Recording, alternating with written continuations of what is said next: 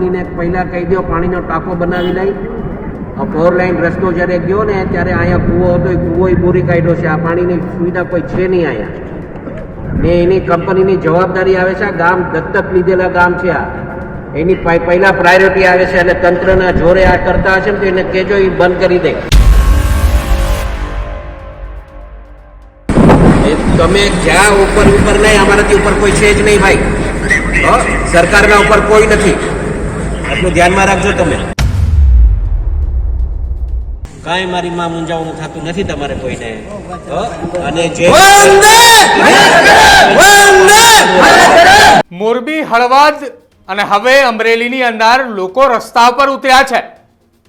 અમરેલીના પીપાવાવ પોર્ટ નજીક આવેલા ગ્રામ્ય વિસ્તારની અંદર મીટર લગાવવાની કામની હિલચાલે શરૂ થઈ. પોલીસનો કાફલો ખડકાયો અને ગામ લોકો રસ્તા પર ઉતર્યા. જો કે લોકોએ રસ્તા પર ઉતરતાની જાણ ધારાસભ્ય હીરા સોલંકીને થતા ધારાસભ્ય પણ ત્યાં પહોંચ્યા અને અધિકારીઓને જે ખખડાવ્યા છે કે અહીંયા મીટર નાખવાનું થતું નથી, પહેલા ગામના લોકોને પાણી આપો અને પછી તમારે મીટર નાખવું હોય તો નાખજો. નમસ્કાર, આપ જોઈ રહ્યા છો ન્યૂઝ રૂમ ને આપની સાથે હું છું પ્રદીપ.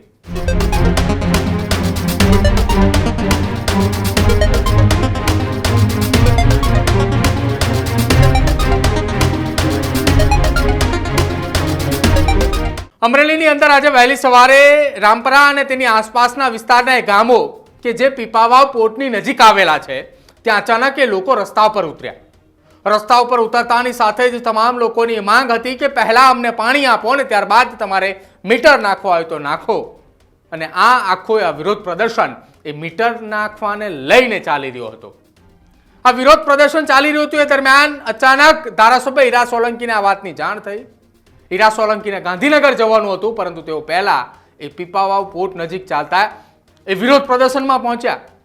ધારાસભ્ય ત્યાં પહોંચતાની સાથે જ અધિકારી સાથે ટેલિફોનિક વાતચીત કરી રહ્યા હતા અને કહી રહ્યા હતા કે પહેલા આ દત્તક લીધેલા ગામને પાણી પહોંચાડો, પહેલા આ ગામના લોકોની વ્યવસ્થા પૂરી પાડો અને મીટર એ નાખવાનું થતું નથી. અહીંયા જ્યારે 4 લેન રોડ બનાવવામાં આવ્યો ત્યારે ગામના લોકોનો પીવાના પાણીનો કૂવો હતો. એ રસ્તો બનાવવાના કારણે, રસ્તો 4 લેન કરવાના કારણે ગામના લોકોનો એ કૂવો એ રસ્તાની વચ્ચે દટાઈ ગયો છે. પહેલા તમે પીવાના પાણીની વ્યવસ્થા કરો ને ત્યારબાદ તમારે જે કરવું એ કરો. જ્યારે અધિકારીને ખખડાવતા હતા ત્યારે ફોન સ્પીકર ઉપર હતો અને આ જાણ પણ હીરા સોલંકી અધિકારીને કરી હતી.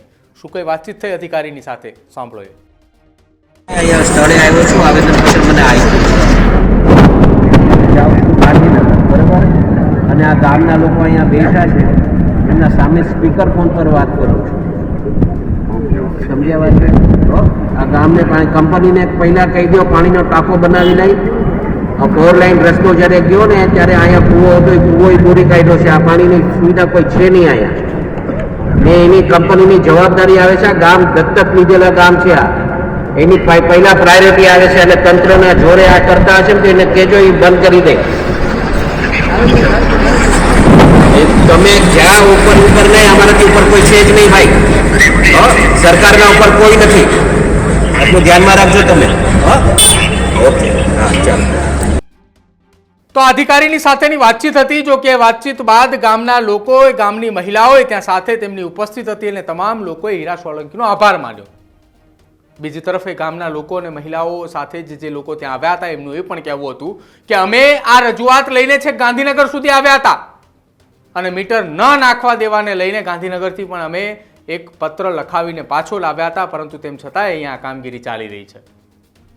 હીરા સોલંકીએ તમામ લોકોને આશ્વાસન આપ્યું છે કે અહીંયા કોઈ પણ પ્રકારનું મીટર નાખવામાં નહીં આવે અને જો આ કામગીરી કરવામાં આવશે તો ગામના લોકોની સાથે હીરા સોલંકી પણ વિરોધ કરવામાં મેદાને હશે.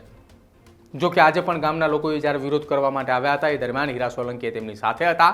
તમામ વાતને લઈને હીરા સોલંકીએ તેમને સમર્થન આપ્યું હતું અને ગામના લોકોનો આક્રોશ એ જોવા મળ્યો હતો. શું હતો એ ગામના લોકોનો આક્રોશ, સાંભળો. એ પણ અમારે પડતો એમ છે કે ગામ વચ્ચે વીરડી હતી, વીરડી પૂરી દીધી. હવે અમારે પીપાઈ પોટવાડે પાણી અમારે હીરાભાઈ નથી થતી, એમને કાગડિયા લઈ આવ્યા ગાંધીનગર પાણી દીધું, બરાબર. હવે અત્યારે એમ કે અમારે મીટર મૂકવું છે તો મીટર મૂકીને મીટર ના પૈસા કોણ પડે? મજૂર માણા ગાડીમાં 5 ગામ દત્તમાં લીધેલા છે, પાણી દેવાની બોલી છે ને અત્યારે કે છે કાપી નાખવું એમ. અત્યારે પૂરી દેવાની કે તેમ કરો એમ કે નહીં. આ ઓલો મીટર મૂકી દે. કૂવો હતો એનું શું આ ઈ બોલી દીધું. ઈ પીપાએ પોટવાળાએ બોલી દીધું. ઈ કે આ બોલી દો અમારે સડક બનાવી તમને પાણીની જીવતી ત્યાં લગન દે. પીવાના પાણીની પહેલા સંપ નાખવામાં આવ્યો, ત્યારબાદ હવે મીટર નાખવામાં આવ્યું અને મીટરના રૂપિયા એ ગામના લોકો પાસેથી લેવા માટેની તૈયારી કરે પહેલા જ ગામના લોકોએ જાગૃત થઈને વિરોધ કર્યો હતો.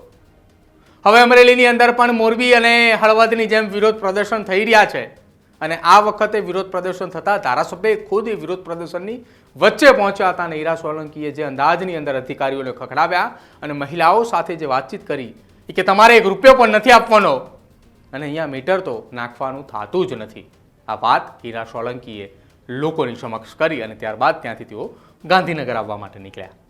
પરંતુ આ તમામની વચ્ચે ગામના લોકોએ વિરોધ માટે તૈયારી દર્શાવી છે અને હજુ પણ આગામી સમયમાં જો તેમની માંગ ન સ્વીકારવામાં આવે તો તેઓ ચક્કાજામ કરવા માટે પણ તૈયાર હતા.